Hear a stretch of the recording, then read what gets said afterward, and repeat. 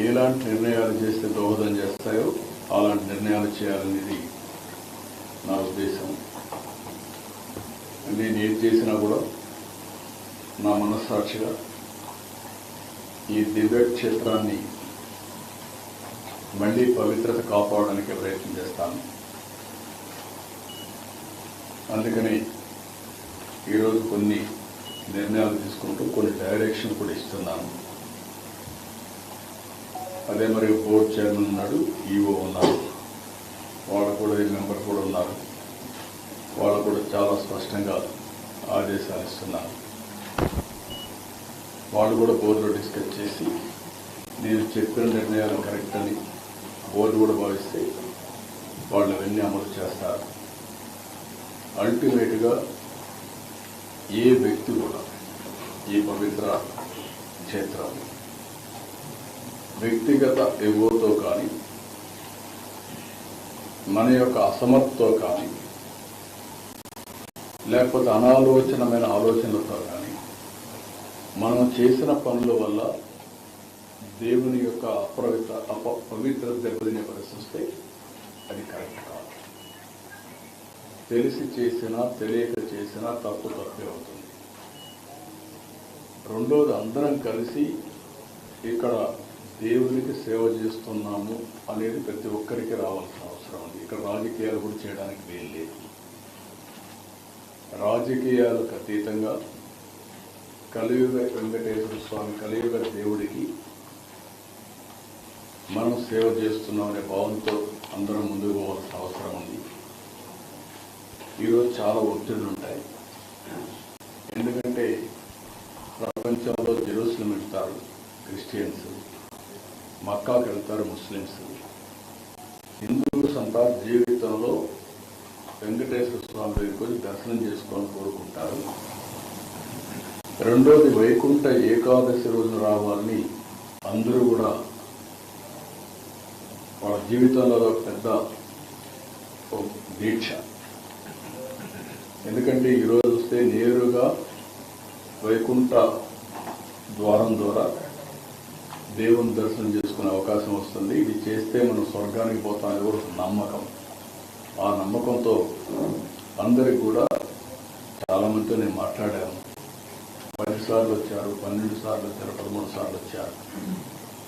ఇక్కడ జరిగినప్పుడు కూడా సంఘటన నేను సింక్రనైజ్ చేసుకుంటే గడిచిన 5 సంవత్సరాలుగా 4 సంవత్సరాలుగా ఎప్పుడూ దీని సాంప్రదాయం ఇది. తిరుపతిలో తీసుకొచ్చి వెంకటేశ్వర స్వామి టికెట్లు ఇవ్వడం, అంటే టోకన్స్ టికెట్ ఇవ్వడం. అందరి మనోభావాలు ఏమున్నాయంటే, మేము కొండపైన ఉన్నప్పుడు క్యూ లైన్లో 36 గంటలైనా 45 గంటలైనా ఉంటాం. వెంకటేశ్వర స్వామిని తలుచుకుంటూ ఆయన లీలను గుర్తు చేసుకుంటూ అక్కడున్న టీవీలు కూడా చూసుకొని మేము నైమికమయ్యి దేవుని సేవలో ఉంటాం, దేవుని సన్నిధిలో ఉంటాం. అది వాళ్ళకు ఒక తృప్తి.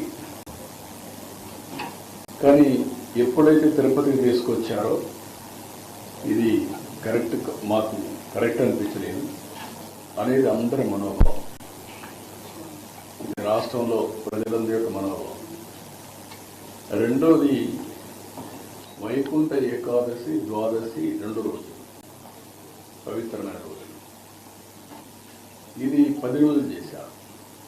ఎందుకు చేశారు నాకు తెలియదు. ఆగమ శాస్త్రాలు దాన్ని అనుమతిస్తాయో కూడా తెలియదు. కొన్ని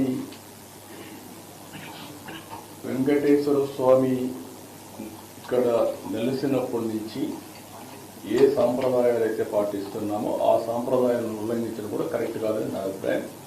ఆ డెసిషన్ కూడా ఆగమ పండితులు డిసైడ్ చేస్తారు. నేను ఆగమ పండితుని కాదు, కానీ భక్తుడిగా నాకు కొన్ని మనోభావాలు ఉంటాయి తప్ప అదే వరకు వారు చేయాల్సిన అవసరం ఉంది. ఏదేమైనా జరిగిన సంఘటనల పట్ల నా విచారాన్ని, బాధని, ఆవేదనని, జరగరాని సంఘటన జరిగిన దానికి మరొకసారి విచారాన్ని వ్యక్తం చేస్తున్నా. అదే సమయంలో అన్ని దేవాలయాలను కూడా స్ట్రీమ్లైన్ చేసి ఎక్కడ కూడా అపచారం అనేది జరగకుండా అనేక రకమైన రిఫార్మ్స్ అని తీసుకోవచ్చని, ఒక మాటలో చెప్పాలంటే ఇటీవల కాలంలో ప్రసాదాల దగ్గర నుంచి అన్ని కూడా స్ట్రీమ్ లైన్ చేసే సందర్భంలో వ్యక్తం చేస్తున్నా. అదే సమయంలో అన్ని దేవాలయాలను కూడా స్ట్రీమ్ లైన్ చేసి ఎక్కడ కూడా అపచారం అనేది జరగకుండా అనేక రకమైన రిఫార్మ్స్ అని తీసుకొచ్చి, ఒక మాటలో చెప్పాలంటే ఇటీవల కాలంలో ప్రసాదాల దగ్గర నుంచి అన్ని కూడా స్ట్రీమ్ లైన్ చేసే సందర్భంలో ఇలాంటి సంఘటన జరిగింది. దీనికి కూడా కారణం మనం చూస్తే వెంకటేశ్వర స్వామి అంటే భక్తి పెరుగుతా ఉంది రోజు రోజుకి. ప్రజల్లో కూడా ఇలాంటి అకేషన్లో తప్పకుండా దర్శనం చేసుకోవాలి